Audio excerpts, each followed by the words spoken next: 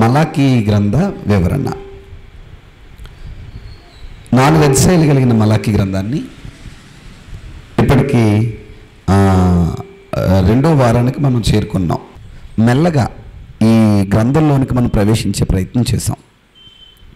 పరిచయ భాగంలో మాట్లాడుకున్న మాటలన్నీ మీకు గుర్తున్నాయి అనుకుంటున్నాను. నేను గుర్తుండే ఉంటాయి. మీ మనసులో ఇక్కడ చాలా కేంద్రీకృతపరచాలి. మీ మనసుల్లో బాధ ఉన్నా ఏమన్నా అన్నీ మర్చిపోయి కొద్దిసేపు ఇక్కడ పార్టిసిపేట్ చేయండి దయచేసి. ప్రారంభ పలుకుల్లో మనం మాట్లాడుకుంటూ మలాకీ అనే పదం మలాకియా అనే పదం నుంచి వచ్చింది అని జ్ఞాపకం చేశాను మీకు. ఎక్కడి నుంచి? మలాకియా. ఇది ఒక పేరు అని మనం చెప్పలేము, ఎందుకంటే దీనికి ఒక ప్రత్యేకమైన అర్థాన్ని ఇచ్చాడు. ఏంటి మలాకీ అంటే అర్థం? దేవుని దూత, ద మెసెంజర్ ఆఫ్ గాడ్. దూత అయి ఉండొచ్చు, మనిషి అయి ఉండొచ్చు, ఎవరన్నది మనం కన్ఫామ్గా చెప్పలేం. కానీ ఎక్కువ శాతం ఈ రచన విధానాలు ఇవన్నీ ఆలోచిస్తుంటే మనిషిగానే అవకాశం ఉంది అని మనం మాట్లాడుకున్నాం. అందులో భాగంగా ఈ మలాకీ అనే ఈయన ప్రజలకు దేవునికి మధ్యవర్తిగా ఉండి ప్రజల నుండి వచ్చిన కొన్ని ప్రశ్నలను దేవునికి అందచేస్తున్నట్టుగా మనం చూస్తాం. ఎన్ని ప్రశ్నలు చూస్తామని చెప్పుకున్నాం మనం మలాకీ గ్రంథంలో? 10 ప్రశ్నలు. అందులో భాగంగా గత వారం ప్రారంభించి ఆల్రెడీ ఒక ప్రశ్నను మనం చూసే ప్రయత్నం చేసాం. ఏంటంటే అది సాక్షాత్తు 3 లోకాలని పరిపాలిస్తున్న దేవుడు అత్యంత చిన్నోళ్ళైన ప్రజల దగ్గరకు వచ్చి అన్నాడు ఇశ్రాయేలీలతో, నేను మీ ఎడల ప్రేమ కలిగి ఉన్నాను అని చెప్పాడు. ఏం కలిగి ఉన్నాడంట? ప్రేమ. అది చాలా పెద్ద మాట. గత వారం చెప్పాను నేను మీకు. నేను సాధారణంగా ఒక గల్లీ అమ్మాయిని లేదా ఒక డబ్బులు లేని అమ్మాయిని ఓ సీఎం కొడుకో ఒక పిఎం కొడుకో వచ్చి ఐ లవ్ యూ అంటే చాలా పెద్ద మాట. ఒప్పుకుంటుంది ఒప్పుకోదు ఆవిడ? చెప్పండి మీరు. మరి మాట లేకుండా అసలు ఈరోజు కూడా చూడండి, ఈ ప్రేమలు అనేవి ఎక్కడరా అంటే అవతల పర్సన్ కూడా బాగుంటేనే. నేను చెప్పండి, బాగోలేని ప్రేమిస్తాం మనం. వీడన్నీ కబుర్లు చెప్తుంటాడు, మనసు చూసి పుట్టింది, ఎక్కడో గంట కొట్టింది, ఏ చెప్తాడు కదా, అవన్నీ అబద్ధాలు. ఎందుకంటే ఎవరిని చూసి గంట కొడుతుడికి రంగు రుచి చిక్కదనం ఉంటే, అంతేగాని అడుక్కుని ఆవిడికి చింపురు జుట్టు వేసుకున్న ఆవిడ్ని, అవునా కదా, పాసిమొక్క వేసుకుని ఇలాంటి వాళ్ళు ఎవరు చూడరు మనం. ఎందుకురా అంటే ఆ రూపాన్ని బట్టి మనం అట్రాక్ట్ అయ్యి మనం చెప్పే మాట ఏంటంటే ప్రేమ మనసును చూసి కలిగింది, లేకపోతే ఇంకోటి చూసి కలిగింది, గర్జనంలో సీన్లు గుర్తొచ్చాయి, ఇవన్నీ అబద్ధాలు అనమాట. సో సాధారణంగా మనకంటే కొంచెం పెద్దోడు వచ్చి నువ్వంటే నాకు ఇష్టం అంటే కాదనలేని వైఖరి ఉన్న ఈ పరిస్థితుల్లో సాక్షాత్తు దేవుడు వచ్చి అంటున్నాడు, నేను మిమ్మల్ని ప్రేమిస్తున్నాను. ఏం చేస్తున్నాను? ప్రేమిస్తున్నాను. వీళ్ళు ఏమనాలంటే, అయ్యి బాబు నేను ఎంత ధన్యుణ్ణి, ఎంత గొప్ప, నాపై ఎందుకు ఇంత ప్రేమ అని ఎంతో ఫిదా అవ్వాలి. కానీ వీళ్ళు ఏం చేశారంటే, ఏంటి నువ్వు మమ్మల్ని ప్రేమిస్తున్నావా, ఏ విధంగా మమ్మల్ని ప్రేమించావు అని తిరిగి ప్రశ్నించారు. ఎవరిని? దేవుణ్ణి. నిజంగా ఆ ప్రశ్నకు కోపపడవలసిన వైఖరి ఎవరిది? దేవుడిది. కానీ సమాధానం చెప్పాలి అన్న ఆయన తలంపును బట్టి, సమాధానం ఖచ్చితంగా ఇవ్వాలి అన్న ఉద్దేశాన్ని బట్టి ఆయన సమాధానం ఇచ్చాడు. ఏమని ఇచ్చాడంటే, యాకోబు యాషావుకి అన్నయ్య కాడా, నేను యాకోబును ప్రేమించాను, యాషావుని ద్వేషించాను అన్న సమాధానాన్ని ఇచ్చాడు. అసలు యాకోబుకి యాషావుకి సంబంధం ఏంటి? దేవుని ప్రేమకి యాకోబు యాషావు కాన్సెప్ట్లు తీసుకురావడానికి లింక్ ఏంటి అన్న క్వశ్చన్ మనకు వచ్చింది. అంతేకాదు ఇద్దరు ఆయన పిల్లలే కదా, యాషావును ద్వేషించడం ఏంటి, యాకోబుని ప్రేమించడం ఏంటి, ఇది ఎంతవరకు సబో అన్న ఆలోచన వచ్చింది మనకి. అయితే అది ఏ రకంగా వచ్చిందంటే రెబెల్గా కాదు, రెబెలియన్గా కాదు, మృదుత్వంగా. అంతే కదా, ఏటి న్యాయం లేకపోతే ఏటి అన్యాయం అన్నట్టుగా కాదు. ప్రభా దీంట్లో సారాంశం ఏమన్నా మాకు చెప్పగలవా అనే నెమ్మదత్వంతో. ఎందుకు ఆవేశంగా అడగకూడదంటే ఆయన్ని ప్రశ్నించే దమ్ము మనకి లేదు. ఎందుకంటే ఆయన నీ బ్రతుకు ఇది అంటే ఆ ప్రకారం మనం పోవాల్సిందే. సో ప్రశ్నించే దమ్ము మనకు లేదు కాబట్టి సమాచారాన్ని తెలుసుకునే విధంగా దేవుణ్ణి అడిగితే, యాకోబుని ఎందుకు ప్రేమించావు, యాషావుని ఎందుకు ప్రేమించావు అని అడగదాం మనం అన్నాం. ఎవరిని? దేవుణ్ణి. ఆ ప్రశ్నకు ఈ వారం జాగ్రత్తగా సమాధానం చూసి మనం ముగిద్దాం. ఈ ప్రశ్న సమాధానం నేను చెప్పే ముందు మీ అందరికీ కొన్ని విషయాలు నేను చెప్తాను. జస్ట్ అలా మనసులో పెట్టుకొని మనం ముందుకెళ్దాం. దేవుడు అన్న ఈ వ్యక్తి లేదా ఈ శక్తి మానవుడు అనుకునేంత చిన్నోడు కాదు. మానవ ఊహలకు అందని వాడు, అంతు చిక్కనోడు. ఎలా చెప్పచ్చు అనంటే ఆయనకు వర్తమాన భూత భవిష్యత్తు కాలాలన్నీ తెలుసు. ఎవరికి? దేవునికి. మేమన్నా మాట్లాడుతుంది చెప్పండి. దేవుడికి భవిష్యత్తు తెలుసా? తెలీదా? తెలుసా? భవిష్యత్తు తెలుసా దేవుడికి? చిన్న ఎగ్జాంపుల్ చెప్తాను. ఓ తరగతిలో ఒక 50 మంది స్టూడెంట్లు ఉన్నారనుకోండి. సంవత్సరం అంతా పాఠాలు చెప్తాడు మాస్టర్. ఇంక రేపు పరీక్ష, సంవత్సరం ఆఖరి పరీక్షలు పెడతారు కదా, ఫైనల్ ఎగ్జామ్స్. రేపే పరీక్ష. ఆ పరీక్షలో ఎంతమంది పాస్ అవుతారు మాస్టారు అని అడిగితే ఎంతమంది పాస్ అవుతారో ఎంతమంది ఫెయిల్ అవుతారో మాస్టర్ చెప్పగలడా చెప్పలేడా? చెప్పండి అమ్మా. Very good. చెప్పగలరా? ఖచ్చితంగా. ఏమంటారు తెలుసా? ఇదిగో ఈ ఇద్దరు ఉన్నారు కదా, ఈ నలుగురు, వీళ్ళు నలుగురు పాస్ అయిపోతారండి. ఎందుకంటే వీళ్ళు బాగా చదువుతారు. ఆ ముగ్గురు మీద కాస్త డౌట్ ఉంది, చెప్పలేం, అయిపోవచ్చు. ఇంక ఈయన ఉన్నాడా, పని అవదు. ఎందుకంటే సరిగ్గా స్కూల్కి వచ్చింది కూడా లేదు, ఖచ్చితంగా ఏమవుతాడు, ఫెయిల్ అవుతాడు అని మాస్టర్ గారు పరీక్ష రాయకముందే చెప్పేస్తాడు. నిజమే కదా? అవునా కదా? మీరు బాగా ఆలోచన చేయండి. అంటే ఒక 50 మందికి పాఠాలు చెప్పిన మాస్టర్కి ఆ 50 మంది పరీక్ష రాయకముందే వాళ్ళ భవిష్యత్ ఏంటో ఆ మాస్టర్కి తెలుసు. ఎందుకంటే పాఠాలు చెప్పాడు కాబట్టి, ఎవరేటో ఆయన తెలుసు కాబట్టి. అలాగే హాస్పిటల్లో చూడండి, డాక్టర్ దగ్గర పేషెంట్ తీసుకెళ్తే పేషెంట్ పరిస్థితి కనుక బాగాలేదనుకోండి, డాక్టర్ చెప్పేస్తాడు, చెప్పలేం, గట్టిగంటే రోజులు అంటాడు కదా, గట్టిగంటే నెలలో. ఎలా చెప్తున్నాడు ఈయన? ఆ పేషెంట్ కండిషన్ బట్టి డాక్టర్ తెలుసు. మీరు బాగా ఆలోచన చేయండి ఈ మాటలన్నీ కూడా. పేషెంట్ కండిషన్ బట్టి ఆ పేషెంట్ భవిష్యత్తు ముందే ఎవరికి తెలుస్తుంది? డాక్టర్కి.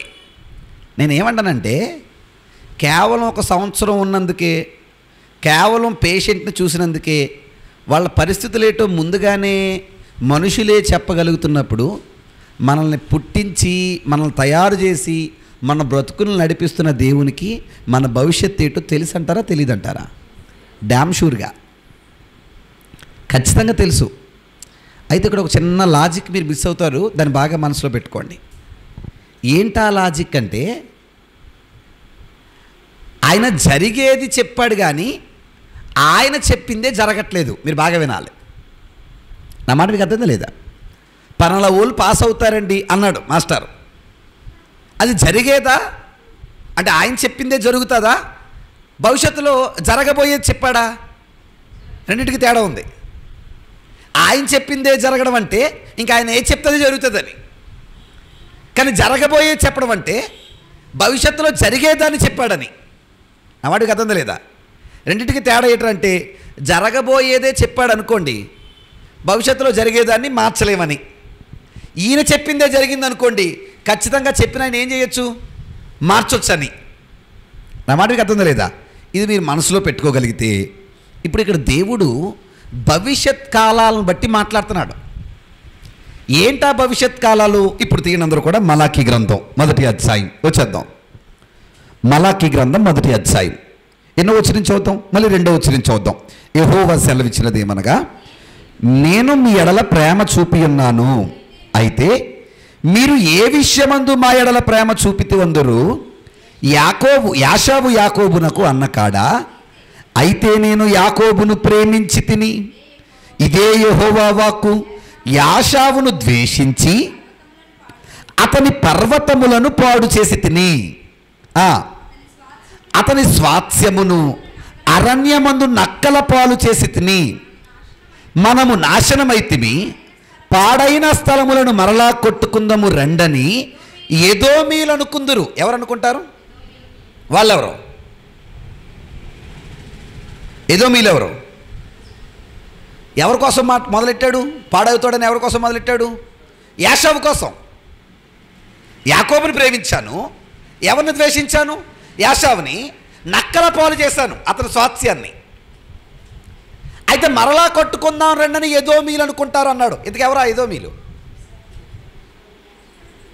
Very good.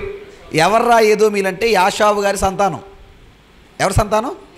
యాషావుకున్న మరొక పేరే రాసుకోండి, ఎదోము. ఏం పేరు? ఎదోము. ఈయన ఎర్రగా ఉంటాడంట సార్. ఎవరు? యాషావు. అదేటో ఆయనకి ఎర్రటి అంటే కూడా బాగా ఇష్టం. మీ అందరు తెలుసు కదా. ఏ కూరకు పడిపోయాడు? చిక్కుడుకాయ కూర. ఆ కూర కాస్త ఎర్రగా ఉండేటప్పటికి జ్యేష్ఠత్వాన్ని నమ్మేశాడు. సో ఈయన ఎర్రగా ఉండేవాడు. ఆయనకున్న మరొక పేరే ఎదోము. ఆయనకు పుట్టిన వాళ్ళే ఎదోమీలు. ఎవరికి పుట్టినోళ్ళు? యాషావుకి. అయితే ఇప్పుడు ఏమంటుందంట?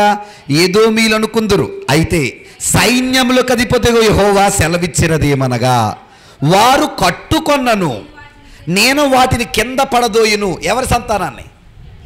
యాషావు సంతానాన్ని. Very good. వారు లోకులు వారిని దేశము భక్తిహీనుల ప్రదేశమనియు, వారు యెహోవా నిత్య కోపాగ్నికి పాత్రులనియు. అంటే ఒక రకంగా చెప్పాలంటే యాషావు సంతానం అంతటిని పాడు చేసేస్తాను అబ్బాయి అంటున్నాడు. ఎవరు? అదే ద్వేషించడం అంటే. ఎవరిని చెప్పండి? ఎవరిని? యాషావుని. ఇప్పుడు మీ అందరం మాట్లాడుతుందని చెప్పండి. యాషావును ద్వేషిస్తానని దేవుడు చెప్పాడు కదా. కేవలం యాకోబును ప్రేమించబట్టే ద్వేషించాడా? యాషాబు ప్రవర్తన బాలేక ద్వేషించాడా? అంటే యాషాబు మంచోడు కదా? మాట్లాడాలి మీరు. చాలామంది ఓ స్టాంప్ వేసేస్తారు. ఎవరి మీద తెలుసా? యాషాబు మీద. యాషాబు ఎవరింతకి? యాకోబు అన్నయ్య. ఇద్దరు ఎవరు? అన్నదమ్ములు. ఎవరు ముందు? యాషావే. విచిత్రుడు చెప్పనా? ఇద్దరితో ఒకే రోజు ఒకే వయసు. ఆయన ముందు బయటకు వచ్చాడు కవల పిల్లలో. ఆయన కాలెట్టుకుని ఈయన వచ్చాడు. ఎవరు? యాకోబు. అదేందా లేదా? సో ముందు వచ్చినందుకు అన్యాయాడు అంతే. ఎవరు? యాషాబు. కానీ మరి చెప్పండి, ఇప్పుడు యాషాబు పట్ల చాలా వ్యతిరేకత మాట్లాడుతున్నాడు ఆయన. సరే మీ అందరూ అర్థం చెప్పండి. యాషాబు చెడ్డోడా? చెడ్డోడా కాడా? మీ దృష్టిలో చెప్పండి. చెడ్డోడా కాడా? ఓ మంచి మాట చెప్పనా? మనం చూసే యాంగిల్ని బట్టి, అంటే సాధారణంగా ఒక సినిమా చూస్తున్నాం అనుకోండి, హీరో పలానా కూడా అనుకోండి, ఖచ్చితంగా మన దృష్టిలో విలన్ ఎలాంటోడు? చెడ్డోడు. హీరో నరికేసినా తప్పు కాదు మనకి కదా. హీరో నరికేసినా చంపేసినా అదేం కాదు, తప్పు కాదు, హీరోయిజం. విలన్ గడు మాత్రం ఏమైనా కిడ్నాప్ చేసాడంటే ఈ బాబు ఎంత మోసగాడాడు అంటాం మనం చూసే యాంగిల్ని బట్టి. విచిత్రుడు చెప్పనా? యాకోబు ఓ రోజు వాళ్ళ నాన్న వీళ్ళిద్దరు తండ్రి పిలిచాడు. మీ అందరికి చరిత్ర తెలుసు కాబట్టి నేను త్వరగా వెళ్తున్నాను. ఏమనంటే, బాబు నాకు మాంసం తినాలనిపిస్తుంది, వేట మాంసం, పెద్దోడా తీసుకురారా, నేను నిన్ను దీవిస్తాను అని చెప్పన్నాడు. మీ అందరూ తెలుసు కదా ఈ చరిత్ర. Very good. అనగానే అన్నగారు వేటకెళ్ళాడు. ఎవరో? యాషాబు. వేటకెళ్ళి వచ్చేటప్పటికి తమ్ముడు చిన్నోడు ఎవడైతే ఉన్నాడో యాకోబు, ఈయన మమ్మీకి బాగా ఫేవర్, అంటే మమ్మీ ఫేవరెట్ కొడుకు అనమాట. ఎవరు? యాకోబు. తల్లి ఏం చేసిందంటే, అన్నీ కాదు నాన్న దీవెలు వెళ్ళాల్సింది, నీకు వెళ్ళాలి అని చెప్పి వాళ్ళ అన్నగారు వండినట్టే చక్కగా కూర వండి, ఎవరు? తల్లి, నువ్వు పట్టుకెళ్ళి అన్నీ నన్ను చెప్పేసి ఇచ్చొచ్చే, మీ నాన్నగారు నేనేం చేస్తాడో దీవించేస్తాడని ప్లాన్ చేసి పంపింది ఇవిడి. ఎవరు? తల్లి. ఏం పేరు ఆవిడ పేరు? రెబ్కా. Very good. పంపేటప్పటికి తల్లి మాట విన్నాడు, వెళ్ళిపోయాడు, కూర ఇచ్చాడు. తండ్రి చాలా పరీక్షలు చేశాడు, ఫిక్స్ అయిపోయాడు, యాషాబే వచ్చాడు, కూర కూడా అదే కూర అనుకున్నాడు. యాషాబుకి ఇవ్వాల్సిన దీవెనలను ఎవరికి ఇచ్చేశాడు? యాకోబుకి ఇచ్చాడు. ఈలోపు తీరుబడిగా వచ్చాడు సారు పెద్ద ఆయన. ఎవరో? యాషాబు. వచ్చి, నాన్న ఇదిగో కూర అంటే, అదేట్రా మరి ఇందాక నేను దీవించింది ఎవరినంటే, అదేంటి నేను రాలేదు ఇప్పుడే వచ్చానన్నాడు. దసరావులా అయితే తమ్ముడు వచ్చాడు, దీవెనలు తీసుకున్నాడు, నువ్వు అనుకుని తమ్ముడు నేను ఏం చేశాను? దీవించేశాను, తమ్ముడు వెళ్ళిపోయాడు అబ్బాయి అన్నాడు. ఇప్పుడు పేకల దాకా కోపం వచ్చింది. ఎవరికి? యాషావుకి. ఎవరి మీద? మీ అందరూ మాట్లాడుతుంది చెప్పండి, తమ్ముడు చేసింది మోసమా కాదా? మోసమా? చెప్పండి, టు బీ జెన్యున్గా చెప్పండి. మోసమేనా? Very good. ఇప్పుడు చేసిన మోసాన్ని బట్టి ఖచ్చితంగా ఎవరికైనా కోపం వస్తుందా రాదా? వస్తుందా రాదా? జనరల్గానే వస్తుంది. అలాగే ఈయనకి కోపం వచ్చింది. ఎవరికి? యాషావుకి. ఎవరి మీద? మరి అది చెడా అంటే మరి ఎందుకు చెడ్డోడు తెలియాలి మనకి. అది చెడా? సరే, చంపేంత కోపం అన్నీకి వస్తే అన్నీ చంపేస్తాడేమో అన్న భయంతో పారిపోయిన ఎవరు? యాకోబు. మీ అందరికీ తెలుసు, మాంగా దగ్గరికి వెళ్ళిపోతాడు, అక్కడ ఇద్దరిని చేసుకుంటాడు, తర్వాత బూడంత మందలు అయి పట్టుకొని మెల్లగా మరలా ఎదురు పడతాడు. ఎవరికి? అన్నగారికి. విచిత్రం ఏంటంటే తెలివిగా ముందు పిల్లల్ని పంపిస్తాడు, పెద్దనాన్న చూడండి రా అని. తర్వాత పశువులు పంపిస్తాడు గిఫ్ట్ల కింద. ఆఖరణ ఈయన వెళ్తాడు యాకోబు యాషాబు ముందుకి. అప్పుడు దాకా తమ్ముడు మోసం చేశాడన్న కోపం పీకల దాకా ఉన్నా తమ్ముడు చూడగానే మొత్తం మర్చిపోతాడు పాపం. ఎవరు? యాషాబు. మర్చిపోయి మళ్ళా గట్టిగా తమ్ముడిని కౌలించుకొని ఇద్దరూ ఒకటైపోతారు, యాకోబు యాషాబు. మళ్ళీ అడుగుతుంది చెప్పండి, యాషాబు చెడ్డోడా? మాట్లాడాలి మీరు. చెడ్డోడా అమ్మా? యాషాబు చెడ్డోడా? నేను చెప్పిన చరిత్ర అంతా మీకు అర్థమైంది కదా. ఆల్మోస్ట్ చాలా సింపుల్గా చెప్పాను మీకు. మరి చేసిన మోసాన్ని బట్టి కోపం వచ్చింది, పారిపోయాడు. తర్వాత మళ్ళీ తమ్ముడు తిరిగి వచ్చాడు, తమ్ముడు చేర్చుకున్నాడు, ప్రేమించి దగ్గర చేర్చుకున్నాడు. ఎవరు? యాషాబు. ఇప్పుడు చెడ్డోడా మంచోడా? మరి మంచోడైతే కనీసం నీ పిల్లలు కూడా ఎవరో ఉండకుండా నాశనం చేసేస్తాను. ఇప్పుడు చదివాం కదా మనం, నీకు అడ్రస్ లేకుండా చేసేస్తాను, బ్రతికే లేకుండా చేసేస్తాను అనేంత కోపం ఎందుకు వచ్చింది? జ్యేష్ఠత్వం నమ్మేశాడనా అమ్మా?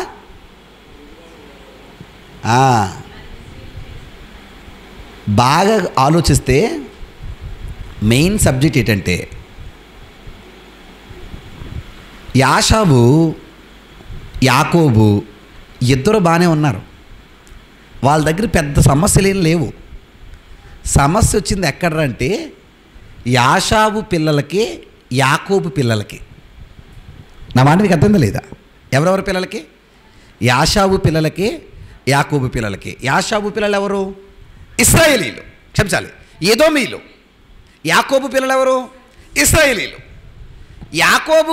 యాషాబుకి యాకోబు మీద ఏ కోపం లేదు, కానీ మా నాన్నకు అన్యాయం చేశాడని చెప్పి ఎదోమీలందరూ అంటే యాషాబు పిల్లలందరూ పేకల దాకా పెట్టుకున్నారు.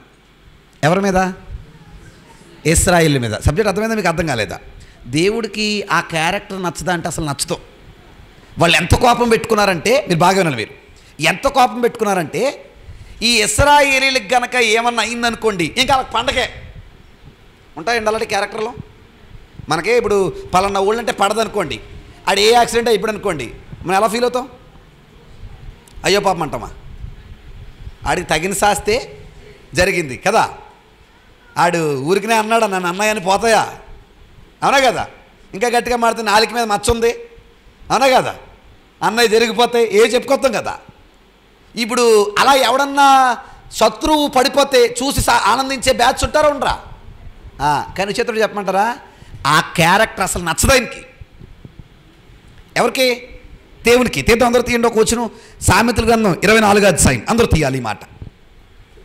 సమాధానం చూస్తున్నాం మనం. యాకోబును ప్రేమించడం అంటే ఏటో, యాషావును ద్వేషించడం అంటే ఏటో చూస్తున్నాం మనం. అందరూ చూద్దాం. సామెతల గ్రంథం 24వ అధ్యాయం 17వ వచనం చదువుదాం. 17వ వచనం. నీ శత్రువు పడితే ఏం చేయొద్దు? సంతోషించొద్దు. ఎవరు పడినా శత్రువు పడితేనే సంతోషించొద్దు అంటే ఇంక మిత్రువు పడితే చెప్పండి. మనకే పెద్ద శత్రువులు ఎవరో ఉండరండి. ఎవరో మన చిన్నమ్మ కొడుకులు, పెద్దమ్మ కొడుకులు, లేకపోతే మన అక్కలో చెల్లెళ్ళు, అన్నదమ్ములు, వీళ్ళనే మనం ఎక్కువ శత్రువులుగా ఫీల్ అవుతుంటాం. అప్పుడప్పుడు పొరపాటున ఏ రోజన్నా అక్క సపోర్ట్ చేయలేదనుకోండి, తర్వాత అక్కకి ఏమైనా అయిందనుకోండి, వెంటనే చెల్లి ఏమైనా ఫీల్ అవుద్ది, మనం నాకేం చేయలేదు, సపోర్ట్ చేయలేదు కదా, అందుకే మా అక్కకి తగిన శాస్తి జరిగింది, అవునా కదా? అలా సంతోషించే బ్యాచ్ ఉంటారా? చాలామంది. ఆల్రెడీ తోబుట్టువులకే ఏమైనా జరిగితే సంతోషిస్తే ఇంకా కోపం ఉన్నవాడు ఎవడి మీద పీకల దాకా కోపం పెట్టుకుంటే ఆడు పడిపోయాడు అనుకోండి, లేదా ఆడు ఏమైనా నాశనం అయిపోయాడు అనుకోండి, ఇంకా మనకు తెలియని ఆనందం, చెప్పలేని ఆనందం. ఇంకా గట్టిగా మాట్లాడుతుంటాం, నా ఉసిరే ఆడికి ఏమైంది, తగిలేసింది. ఏం తగిలేసి అమ్మా? ఉసురు. 137వ కీర్తన 7వ వచనం నుంచి, యెహోవా ఎదోము జనులను చేసినది జ్ఞాపకము చేసుకొనుము. ఏం చేశారంట? యెరూషలేము పాడైన దినమును జ్ఞాపకం తెచ్చుకో. యెరూషలేము రోజు పాడైంది, చెప్పాను మీ అందరికీ. బబులోనీలు వచ్చి పాడు చేశారు. దేన్ని? యెరూషలేముని చెర సమయంలో. అప్పుడు ఎదోమీలు ఏం చేస్తాను చూడండి, డాష్ ఇచ్చేటట్టు అర్థం ఏంటంటే ఎదోమీల డైరెక్ట్ స్పీచ్ అనమాట. దానిని నాశనము చేయండి అని అంటున్నారు. ఎవరు? ఎదోమీలు. ఏమన్నారంట? దానిని నాశనము చేయుడి, సమూల ధ్వంసము చేయుడి అని వారు చాటిరి కదా. ఎవరు చెప్పండి? ఎవరు? ఎదోమీలు ఏమన్నారంటే యెరూషలేం పాడవుతుంటే దాన్ని ఏం చేసేయండి, పాడు చేసేయండి అంటున్నారంట, దాన్ని నాశనం చేసేయండి అంటున్నారంట. అంటే అర్థం ఏంటంటే, బాగానండి మీరు, అంటే అర్థం ఏంటంటే యెరూషలేము పాడవడం అనేది వీళ్ళకి పండగ. ఇంకా ఎవరికి చెప్పండి మీరు? ఎవరికి? ఎదోమీలకి. దేవుడు ఈ క్యారెక్టర్ని చాలా బాగా అబ్జర్వ్ చేస్తున్నాడు. మీరు బాగా వినాలి.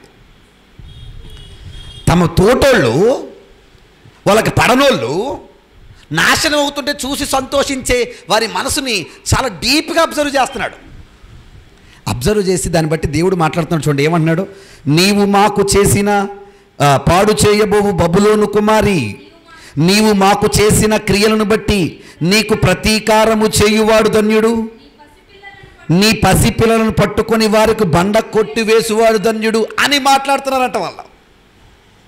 అంటే ఎంత కఠినత్వం, ఎంత క్రూరత్వం వారిలో నిండిపోయింది చూడండి. ఎవరిలో? ఎదోమీయుల్లో. ఎలాగైనా ఇశ్రాయేలీలు పాడైపోతే మాకు అదే చాలు అన్న ఎక్స్పెక్టేషన్. ఇంతకీ ఏం చేశారు ఇశ్రాయేలీలు? ఏం చేయలే. వాళ్ళ అన్న దగ్గర, వాళ్ళ నాన్నల దగ్గర యాకోబు యాషావుకు చేసిన పనిని మనసులో పెట్టుకొని ఇవన్నీ చేస్తున్నారు వాళ్ళు. నా వాడికి అర్థం లేదా? ఇంకొక వచ్చిన తీర్థం తీయండి. యెహెజ్కేలు విలాప వాక్యాలు అందరూ తీద్దాం, గబగబా ముగించేస్తాను. మీరు అలసిపోయి ఉన్నారు, నేను ఎక్కువ చెప్పకూడదు అనుకున్నాను, చాలా త్వరగా ముగించే ప్రయత్నం చేస్తున్నాను. విలాప వాక్యాలు 4వ అధ్యాయం 22వ వచనం చదువుతాం. ఈ వచనాలన్నీ మీరు చూడాలి ఖచ్చితంగా. అమ్మా, సియోను కుమారి, నీ దోష శిక్ష సమాప్తమాయను, ఇక మీదట మరెన్నడును చెరలోనికి కొనిపోడు. Very good. చూడండి, బాగా చూడండి. నా వచ్చినాన్ని, ఎదోము కుమారి, నీ దోషమునకు ఆయన శిక్ష వేస్తాడు, నీ పాపములను ఆయన వెల్లడిపరుస్తాడు. ఖచ్చితంగా నువ్వు చేసిన దానిని బట్టి నీకు శిక్ష వస్తుంది. 20వ వచనం చూద్దాం. మా నాసికారంధంలో ఊపిరి వంటి వాడు, యెహోవా చేత అభిషేకము నొందినవాడు, వారు త్రవ్విన గుంటలో పట్టబడెను, అతని నీడ కింద అన్యజనులు మధ్యన బ్రతికెదమని మేము అనుకున్నవాడు పట్టబడెను. ఊజు దేశములో నివసించు ఎదోము కుమారి. ఏం చేస్తుందంటే ఇవిడి? ఎదోము కుమారి అంటే ఎవరో కాదు, ఎదోమీయులని. వాళ్ళు ఏం చేస్తున్నారు? సంతోషం. దేనికి సంతోషం? ఇశ్రాయేలు ఏమైపోయారు? పాడవుతున్నారు. అందుకని వారికి ఏం కలుగుతుంది? ఏమన్నా ఒక మాట చెప్పండి, వీళ్ళు పాడు చేయలే, వీళ్ళకి పడనోళ్ళని ఎవరో వచ్చి ఏం చేస్తున్నారు? పాడు చేస్తున్నారు. వీళ్ళకి ఏం కలుగుతుంది? నేను చెప్పండి, ఎంత శాడిజం చూడండి అసలు అలవాటు కదా. ఇంకా రేప ఒక రకం చెప్పాలంటే చాలా చాలా చెడ్డ లక్షణం అనమాట. ఇంకా అది ఇంక దాన్ని వర్ణించలేం మనం. ఇశ్రాయేలీలే మంచోళ్ళు అంటలేదు నేను, కానీ ఇశ్రాయేలు చెడ్డోళ్ళు అయితే వీళ్ళు భయంకరులు. ఎందుకంటే ఎదుటోడికి ఒక దెబ్బ తగులుతుంటే చూసి సంతోషించడం అంటే అది చిన్న లక్షణం కాదు, చాలా ఘోరమైన లక్షణం. వీళ్ళు ఏం చేస్తారని మళ్ళీ చూద్దాం చూడండి. సంతోషించుము, ఉత్సహించుము, ఈ గిన్నెలోనిది త్రాగుట నీ పాలవును, నీవు దానిలో త్రాగి మత్తిల్లి నిన్ను దిగంబరిగా చేసుకుందువు. సియోను కుమారి, నీ దోష శిక్ష సమాప్తమయ్యను. సియోను కుమారి అంటే ఇశ్రాయేలీలు. నీ దోషం ముగిసింది, ఇక మీదట ఆయన మరెన్నడు నిన్ను చెరలోనికి కొనిపోడు. అయితే వాళ్ళు వెళ్ళడానికి చూసి సంతోషించావు కదా నువ్వు. ఎవరో? ఎదోము కుమారి, నీ దోషమునకు ఆయన శిక్ష విధించును. చెప్పండి, ఎదోమీలు చేసిన పాపమేటి? చెప్పండి మీరు, ఎదోమీలు చేసిన పాపమేటి? ఇశ్రాయేలీలు పాడవుతుంటే చూసి ఆనందించడం. అంటే మీరు చెప్పండి, దేవుడు కావాలనే ఎదోమీయుల్ని ద్వేషించాడా, లేకపోతే వారిలో కూడా ఏమన్నా బలహీనత ఉందా? నా మాట మీకు అర్థమైందా లేదా? వాళ్ళేం నీతిమంతులు కాదు. మీకు ఇంకా క్లియర్గా క్లారిటీ కావాలంటే బైబిల్లో ఎదోమీయుల కోసం ఒక గ్రంథాన్నే రాశాడు. ఎదోమీయుల కోసం ప్రత్యేకించి రాయబడ్డ గ్రంథమే ఓబద్యా గ్రంథం. ఏ గ్రంథం అది? తీయండి, అది కూడా చూద్దాం ఒకసారి. ఓబద్యా గ్రంథం. ఈ గ్రంథాలన్నీ ఈ కారణాలు బట్టి రాయబడ్డాయని మనకు తెలీదు, కానీ చరిత్రను పరిశీలిస్తేనే మనకు అర్థమవుతుంది. ఓబద్యా యోనా ముందుంటుంది. ఓబద్యా గ్రంథం వెరీ గుడ్. ఒకటే అధ్యాయం ఉంటుంది. చూడండి, పై టైటిల్ పెట్టాడు చూడండి, ఎవరి కోసం అంటది? ఓబద్యాకు కలిగిన దర్శనం. పేజీ నెంబర్ 761 అండి. ఓబద్యాకు కలిగిన దర్శనం ఎదోమును గూర్చి ప్రభువుకు యెహోవా సెలవిచ్చింది. ఎవరి కోసం? ఎదోము కోసం. ఎందుకంటే ఏటంట ఎదోము కోసం సెలవిచ్చింది? 13వ వచనం నుంచి, నా జనులు ఆపద దినమున నీవు వారి గుమ్మములోనికి చొరపడతగదు. నా జనులు అంటే ఎవరు? ఇశ్రాయేలీలు. వాళ్ళ కష్టాల్లో ఉన్నప్పుడు వారి గుమ్మంలోకి వెళ్తున్నావు నువ్వు, అది కరెక్ట్ కాదు. ఎవరు? ఎదోమీయులు. తర్వాత వారి ఆపద దినమున నీవు సంతోషపడుచు వారి బాధను చూడతగదు కాదు. అర్థమైందా లేదా మీకు? వాళ్ళ కష్టం వస్తే వీళ్ళకి ఏం కలుగుతుంది? సంతోషం. నేనేమంటానంటేనండి, మానవత్వం లేని వైఖరి అది, అంతే. సాధారణంగా మనకు తెలియనోడే ఎవడైనా పడిపోతే అయ్యో పాపం అనే మనసులో ఉండాలి మనకి, అవునా కదా? అలాంటిది కళ్ళ ముందు ఒకరు పాడైపోతుంటే చూసి ఆనందించే కోణం, చూసి సంతోషపడే కోణం, బాగా జరిగింది అనుకునే కోణం ఏర్పడుతున్నారు. అర్థం ఏంటంటే ఇంక అది బ్రోటల్ మైండ్, అంతే. చాలా ఘోరమైన మనస్తత్వాలు. నీకు కరెక్ట్ కాదంటున్నాడు. ఎందుకే? వీళ్ళు చేసిన మర్డర్లు లేవు, లేదా వీళ్ళు చేసిన వ్యభిచారాలు లేవు, దొంగతనాలు లేవు. వీళ్ళు చేసిన తప్పల్లో ఏంటంటే ఇశ్రాయేలులు పాడవుతుంటే చూసి సంతోషించడం. ఆ క్యారెక్టర్ కూడా దేవుడు తప్పుగా తీసుకున్నాడా? చాలా కఠినంగా తీసుకున్నాడు ఆయన. ఇంకా చెప్పనా, దొంగతనాలు చేసిన వాళ్ళని, వ్యభిచారాలు చేసిన వాళ్ళని, మర్డర్లు చేసిన వాళ్ళని కూడా క్షమించాడు. వీళ్ళని అన్నాడు, నీకు అసలు క్షమాపణ లేదబ్బాయి అన్నాడు. ఎవరిని? ఎదోమీయుల్ని. నా వాడికి అర్థందా లేదా? మీకేం లేదు, క్షమాపణ లేదు. చూడండి, బాధను చూడతగదు, వారి ఆపద్దినమందు నీవు ఆ ఆస్తిని పట్టుకునతగదు, వారిలో తప్పించుకొని వారిని సంహరించుటకు అడ్డత్రోవలో నీవు నిలువతగదు. చాలండి. అంటే నీ మనస్తత్వం అనేది ఎలా ఏర్పడింది అంటున్నాడు. అందుకని నేనేం చేస్తాను? అందుకని నీ పరిస్థితి ఏమవుద్ది? 2వ వచనం నుంచి, నేను అన్యజనులలో నిన్ను అల్పునిగా చేసి తిని నీవు బహుగా తృణీకరించబడుదువు. అత్యున్నతమైన పర్వతముల మీద ఆసీనుడవై ఉండి కొండ సందులలో నివసించువాడా, నన్ను కిందకి పడదోయగలవాడు ఎవడని అనుకునివాడా, నీ హృదయ గర్వము చేత నువ్వేం చేస్తావు? మోసపోతావు. ఇదే ఇందాక మలాఖీలో చదివావు, నువ్వు ఎంత ఎత్తుకెళ్ళినా అక్కడి నుంచి ఏం చేస్తాను? నేను పడగొట్టేస్తాను. ఎందుకు నువ్వు విర్రవీగిపోతున్నావు? వాడిని చూసి ఎందుకు అంత వెచ్చలవిడిగా నువ్వు కుళ్ళు స్వభావం తీసుకుని తయారవుతున్నావు అంటే నన్నెవడు పడగొట్టగలడు అనుకున్నావు. కానీ గుర్తుంచుకో, నీ స్వభావాన్ని చూస్తున్నా నేను ఒకడిని ఉన్నానని మర్చిపోద్దు అంటున్నాడు ఆయన. ఎవరు? దేవుడు. విచిత్రుడు చెప్పనా, ఓబద్యా అనే ఒక ప్రవక్త వచ్చి ఇంత కఠినంగా వీళ్ళకి అన్నాడు, మీరు చేసింది అంటాడు మాట, మీరు చేసింది మీ నెత్తి మీదకి వస్తుంది అంటాడు. చూడండి ఎక్కడో ఆ మాట అన్నాడా? అమ్మా 15వ వచనం, యెహోవా దినమున అన్యజనుల మీదకి వచ్చుచున్నది, అప్పుడు నీవు చేసినట్టే నీకును చెయ్యబడును. నీవు చేసింది నీ నెత్తి మీదకి వచ్చును. హెచ్చరించాడా? హెచ్చరించలేదా? ఓ పాస్టర్ గారిని పంపి మరి హెచ్చరించాడు. ఎవరిని? ఎదోమీయుల్ని. వీళ్ళేం చేయాలి? వీళ్ళేం చేయాలి? ఎప్పటికైనా ఇశ్రాయేలుని చూసి ఆడడం మానేయాలి. కానీ విచిత్రుడు చెప్పనా, ఇశ్రాయేలు పాడైపోయేంత వరకు వీళ్ళ మనసులు చల్లారలేదండి. ఎవరి మనసులో? ఎదోమీయుల మనసులో. ఇక దేవుడు వీళ్ళ క్యారెక్టర్ చూసి తట్టుకోలేక అసలు ఎదోమీయులు అన్న వాళ్ళే లేకుండా చేసేసాడు. అది కరెంట్ ఇష్యూ అన్నమాట. ఇప్పుడు మలాకీ గ్రంథం రాస్తున్నప్పుడు, జరుగుతున్నప్పుడు అది కరెంట్ ఇష్యూ. ఎవరు పాడైపోతున్నారు? ఎదోమీయులు. ఇప్పుడు ఆ విషయాన్ని వీళ్ళకి జ్ఞాపకం చేస్తున్నాడు. ఎవరికి? ఇశ్రాయేలీయులకి. ఏమన్నా తెలుసా, నేను ప్రేమించలేదా? అదే కదా మీరు అన్నారు, నేనేం చేయలేదు, ప్రేమించలేదు అన్నారు కదా. యాషాబు యాకోబు అన్నదమ్ములు కాదా? అంటే నాకు ఇద్దరూ సమానం కాదా? కానీ నిన్ను చూసి ఏడ్చారని చెప్పి ఎదోమీలు నేను లేకుండానే చేశాను, మరి అది ప్రేమ కాదా అని అడుగుతున్నాడు ఆయన. ప్రేమేనా చెప్పండి? అలాగని వాళ్ళు మంచోళ్ళు అయ్యి పాడు చేయలేదు ఆయన. నా మాట మీకు అర్థం లేదా? ఫర్ సపోజ్ మీరమ్మ ఉంది అనుకోండి, మీరమ్మకి హేమకి పడతలేదు. ఇప్పుడు హేమ వైఖరి బాగాలేదు, పద్ధతి బాగాలేదు. మీరమ్మకి నేను సపోర్ట్ చేసి హేమను దూరంగా పెట్టేశారు. ఇప్పుడు నేను ఎవరిని ప్రేమించినట్టు చెప్పండి? ఎవరిని ప్రేమించినట్టు? మీరమ్మనే, అంతే కదా? నా మాట మీకు అర్థం తెలీదా? ఎవరిని ప్రేమించినట్టు? మీరమ్మనే. మరి హేమను ఎందుకు పక్కన పెట్టాను? అలాగని హేమ మీరమ్మ మీద ప్రేమతో పక్కన పెట్టలేదు, హేమ పద్ధతి కూడా బాగాలేదు. నా మాట మీకు అర్థం తెలీదా? కానీ హేమ పద్ధతి నాకు ఎందుకు నచ్చలేదంటే మీరమ్మ మీద పడి ఏడుస్తుంది. ఎవరు? హేమ. మీకు ఎగ్జాంపుల్ చెప్పాను, అర్థమైందా లేదా? ఎవరి మీద పడి ఏడుస్తుంది? ఇక్కడ జరుగుతున్న సీన్ అదే. నీ మీద పడి ఏడుస్తున్న వారి క్యారెక్టరు నాకు నచ్చక వాళ్ళు తీసేశాను. మరి నేను ఎవరిని ప్రేమించబట్టి ఇదంతా చేశాను? మిమ్మల్ని ప్రేమించబట్టే కదా. మరి ఏ విషయంలో ప్రేమించారేటి అని అడుగుతున్నారేటి అని అడుగుతున్నాడు ఆయన. ఎవరు చెప్పండి? మీరు ఎవరు? దేవుడు. అమ్మ ఒక మాట అడుగుతాను చెప్పండి.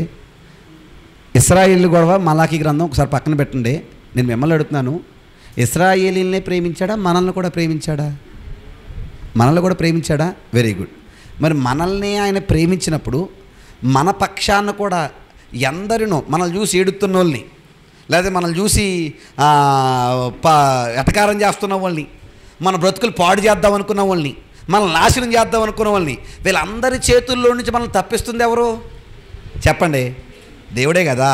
మరి ఇన్ని ఆయన చేసినప్పుడు మనం కూడా ఆయన ప్రేమకు లోబడి ఉండాలా? నాకేం చేసావు, లేకపోతే నన్ను ఏం చూసావు అని తిరగబడాలా? చెప్పాలి మీరు. ఎలా బ్రతకాలి? కానీ విచిత్రుడు చెప్పనా, ఇశ్రాయేలీయులు ఎలాగైతే తిరగబాటు కలిగిన మనస్తత్వాలు కలిగి ఉన్నారో, ఈరోజు క్రైస్తవులు కూడా అదే మనస్తత్వం కలిగి ఉన్నారు. బ్రతుకులు నడిపిస్తున్న దేవుడిని అంటున్నాడు, చిన్నది రాగానే నాకేం చేశాడండి ఆయన? ఎవరో? అసలు నీ బ్రతుకు ఈరోజు ఇక్కడ దాకా వచ్చిందంటే ఆయన కాకపోతే ఎలా వచ్చింది? ఆయన లేకపోతే ఎక్కడ దాకా ఎలా వచ్చింది?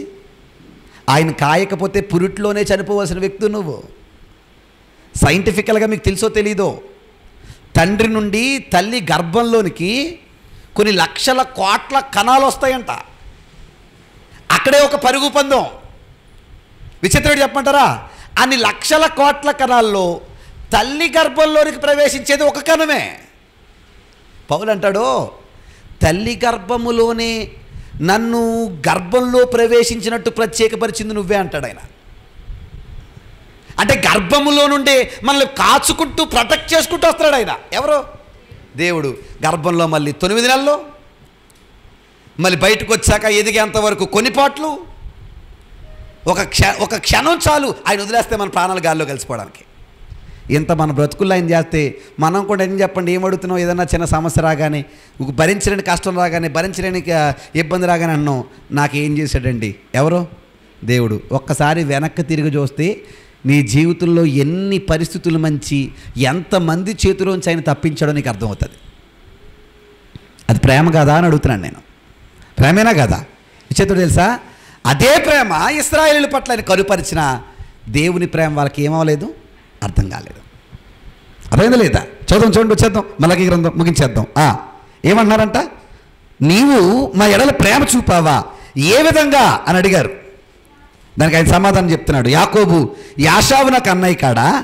నేను యాకోబును ప్రేమించి తిని యాషావును ద్వేషించి అతని పర్వతములు పాడు చేసి అతని స్వాస్యము, అంటే ఎవరు? ఎదోమీయులు. Very good. అతని స్వాస్యమును అరణ్యమందు నక్కల పాలు చేశాను. ఎందుకంటే వాళ్ళు ఎవరిని చూసి ఏడ్చారు? మిమ్మల్ని చూసి. అది అక్కడ కాంటెక్స్ట్. మిమ్మల్ని చూసి మనము నాశనమైతిమి, పాడైన స్థలమును మరలా కట్టుకుందాము రండని ఏదో మీరు అనుకున్నారు. మేము పాడైన పర్లే మరలా నిలబడతాం అనుకున్నారు. కానీ సైన్యములకు అధిపతి యెహోవా సెలవిచ్చినదేమనగా, వారు కట్టుకొన్నను, నేను వాటిని కింద పడదోయును, లోకులు వారి దేశము భక్తిహీనుల ప్రదేశమనియు వారు యెహోవా నిత్య కోపాగ్నికి పాత్రులనియు పేరు పెట్టుదురు. కనులారా దానిని చూచి ఇశ్రాయేలుల సరిహద్దులలో, ఎవరి సరిహద్దుల్లో? ఇశ్రాయేలు సరిహద్దులలో యెహోవా బహు గనుడుగా ఉన్నాడని. అంటే అతడు చెప్పిన ఇశ్రాయేలుని ఎవరు టచ్ చేయాలన్నా ఎవరున్నారు అక్కడ? యెహోవా ఉన్నాడని మీరు తెలుసుకుంటారు. అలా పాడు చేస్తాను నేను ఎవరిని? ఏదో మీల్ని. మీకోసం నేను ఎంత చేస్తే నాకేం చేసావు అని మీరు అడుగుతున్నారు. మీకు అసలు మనస్సాక్షి ఉందా అని అడుగుతున్నాడు ఆయన. ఎవరు చెప్పండి మీరు? ఎవరు? దేవుడు. ఎవరిని? ఇశ్రాయేలుని. ఇప్పుడు చెప్పండి, వాళ్ళు అడిగిన ప్రశ్నకు ఈయన సమాధానం కరెక్ట్గానే ఇచ్చాడా, రాంగ్ ఇచ్చాడా? Very good. ఇప్పుడు దేవుడిచ్చిన సమాధానంలో ఏమన్నా అన్యాయపరమైనవి ఉన్నావా, న్యాయపరమైనవా? యాకోబు గొప్పోడవుతాడు, యాషాబు చెడ్డోడవుతాడని దేవుడు ముందే డిజైన్ చేయలేదు. భవిష్యత్ తిరిగాడు కాబట్టి చెప్పగలిగాడు. ఎవడికి అర్థం లేదా? భవిష్యత్ తిరిగాడు కాబట్టి చెప్పగలిగాడు. చెప్పిన దాన్ని బట్టి అన్నాడు, కడుపులో పడినప్పుడే తెలుసు ఈడుకు పుట్టిన సంతానం అంతా నీ పాలిట శత్రువులుగా మారతారని. అర్థం లేదా? వాళ్ళ నుంచి నేను రక్షించిందంటే నీ పట్ల నేను ఏం చూపించబట్టి? ప్రేమ చూపించబట్టి కాదా అని వారు అడిగిన ప్రశ్నకు చాలా చక్కటి రీతిలో సమాధానాన్ని ఇచ్చాడు ఆయన. ఎవరు? దేవుడు. అందుకే దీనికి మనం ఏమని టైటిల్ పెట్టామంటే ప్రేమ వివాదం. మమ్మల్ని ప్రేమించావా అన్న డౌట్లకు వస్తే చాలా క్లియర్గా వాళ్ళ డౌట్లు తెలిసాడు. ఇదే ప్రశ్న, ఎన్నో ప్రశ్న చెప్పండి మీరు. ఏ ప్రశ్న? మొదటి ప్రశ్న. విచేతుడు చెప్పమంటారా? మొదటి ప్రశ్న చాలా సింపుల్ అన్నమాట, చిన్ని క్వశ్చన్. ఇక నుంచి వాళ్ళకి దేవుడికి వేసే ప్రశ్నలు ఉంటాయి చూసారా? మమ్మల్ని ఇంత ప్రేమించావా, నిజమే కదా, కాపాడేస్తావు కదా అన్న రిపెంటెన్స్ రావాలి వాళ్ళకి. అసలు ఎవరికి? ఇశ్రాయేల్కి. రాకపోగా ఇంకెంత దారుణంగా తయారయ్యారంటే వాళ్ళు అడుగుతున్న ప్రశ్నలు ఇంకా దారుణంగా తయారైపోయాయి. ఎవరి పట్ల? దేవుని పట్ల. ఆ ప్రశ్నలు ఏంటో తెలియాలంటే మనం రెండో భాగంలోనికి వెళ్ళాలంటే నెక్స్ట్ ఎపిసోడు రెండో వారం, వచ్చేవారం. ఈరోజు మనం మాట్లాడింది గత వారం మనం వేసుకున్న ప్రశ్నే. అర్థం లేదా? అంటే గత వారం ఈ వారం కలిపి ఒక భాగం అంతే. అర్థమైందా? దానికి టైటిల్ ఏంటి? ప్రేమ వివాదం. ఇంకా అలాంటి ప్రశ్నలు ఎన్ని ప్రశ్నలు ఉన్నాయి? 9 ప్రశ్నలు ఉన్నాయి.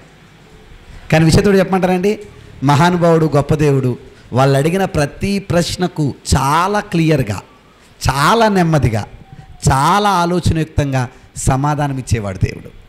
ఏమిచ్చాడు? సమాధానం. అమ్మ ఒక మాట కూడా చెప్తున్నాను, ఈరోజు ఈ ప్రశ్న ముగిస్తూ ఒక విషయం చెప్తున్నాను. నా బ్రతుకులు లోకంలో అంత సెక్యూర్గా ఏమీ లేవు మనం అనుకున్నట్టు. సాతాను వాడి బ్యాచ్ కాసు కూర్చున్నాడు. బైబిల్ అంటారు కదా, ఎప్పుడు మింగుదునా అని తిరుగుతున్నాడు అంటాడు. ఎవడు? అపవాది. వాడు రెడీగా ఉన్నాడు వదిలేస్తే మింగడానికి. కానీ వాడి నుంచి నిన్ను నన్ను కాపాడుతుంది ఎవరు? దేవుడు. ఏముండి కాపాడుతున్నాడు? మన మీద ప్రేమ ఉండే. ఏముండి?